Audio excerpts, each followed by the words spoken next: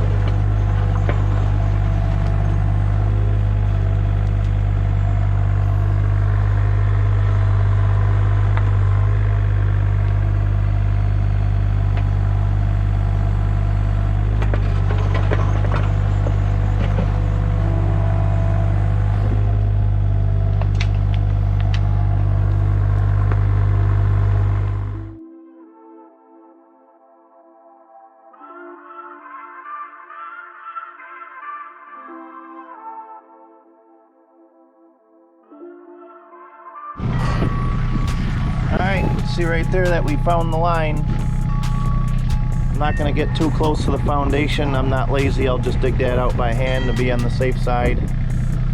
So we're just going to follow this and go straight to the well all the way. I already put a string line and some orange paint on the ground so I can get a nice straight line, and then when we get to the well we'll hook up, see what's going on there.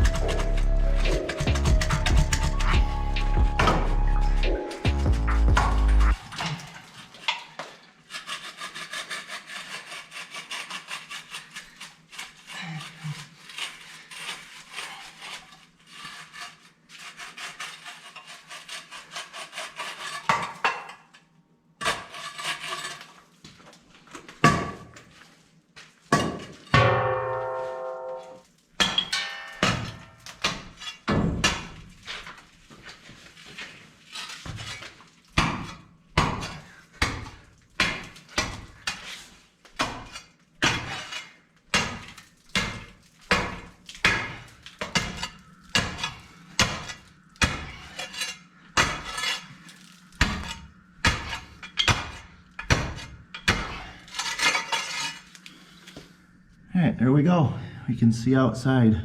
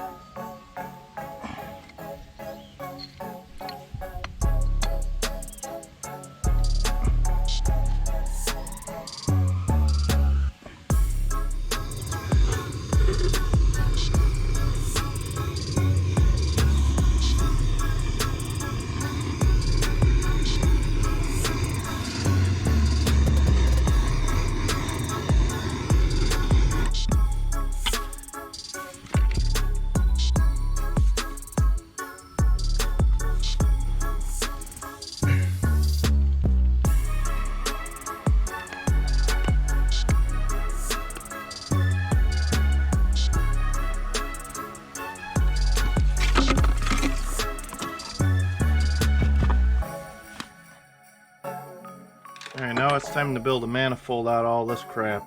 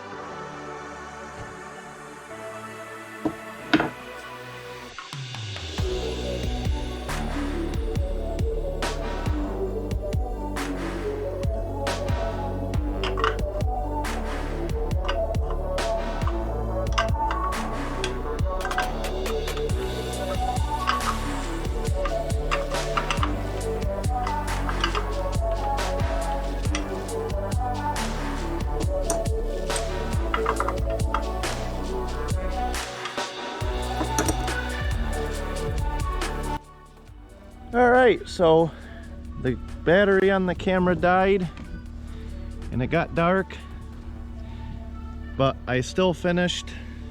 I got the pipe in there, the wire. So here's the scoop on this thing here. So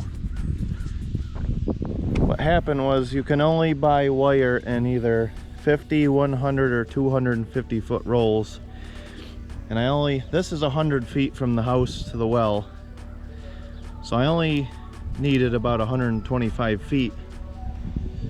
And I didn't want to buy a 250 foot roll because it was like astronomically expensive. So what I did is I ran about 75 feet or so.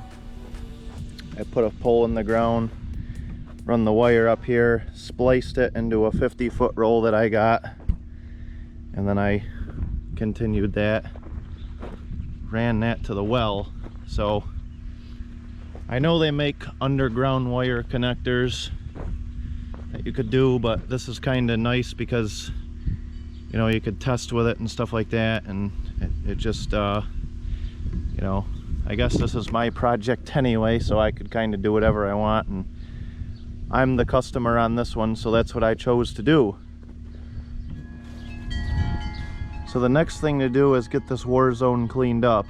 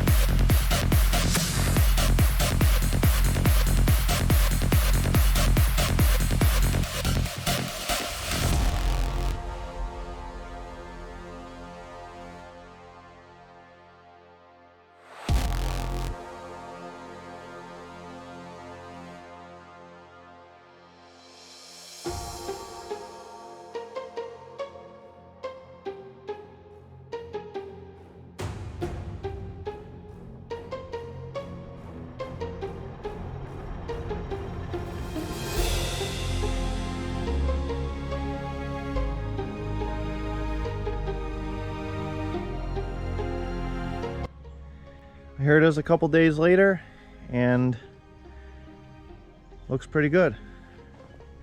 Seeing as how I did it with a bucket, a Harley rake would make this thing like really immaculate, but I'm not that rich yet. So for a bucket on a skid steer, I'd say that's pretty good. Got all that back built up, actually a little bit more than it was. And then, yeah, like I said about this post, it's not the most ideal thing to do, but it literally would have cost another $500, or actually $400 to go 25 feet. So I think that post looks pretty darn good for that. When you do the math, that would be about the number on it. So I'm all right with that.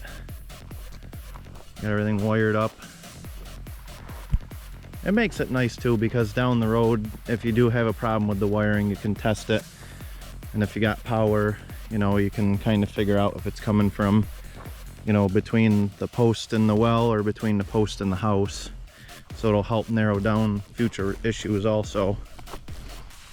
One last thing over here, I used some of the fill that I dug up out of that ditch over there to regrade this fire pit area and make it really nice. So the customer's pretty happy with that. The customer being myself. So yeah, nice little, I mean, this was all just built up with a bunch of crap, and I'd say it looks pretty good. It's nice and level now. So doing some rock picking and a little bit of grass growing, and this thing will look pretty good when it's all done in a few months or so.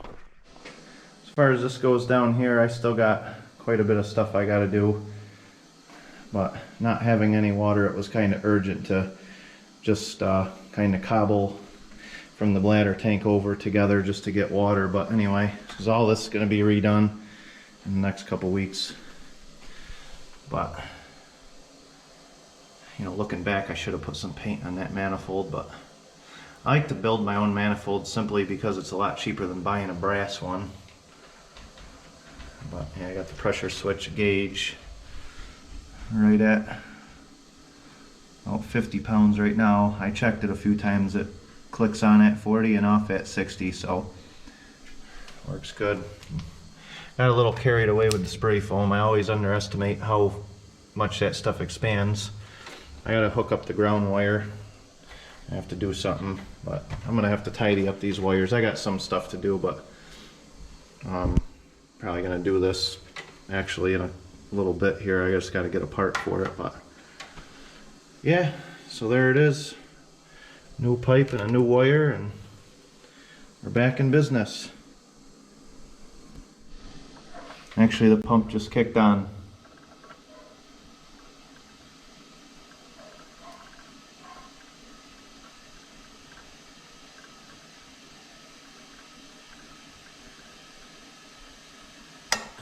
And it clicks off just over 60.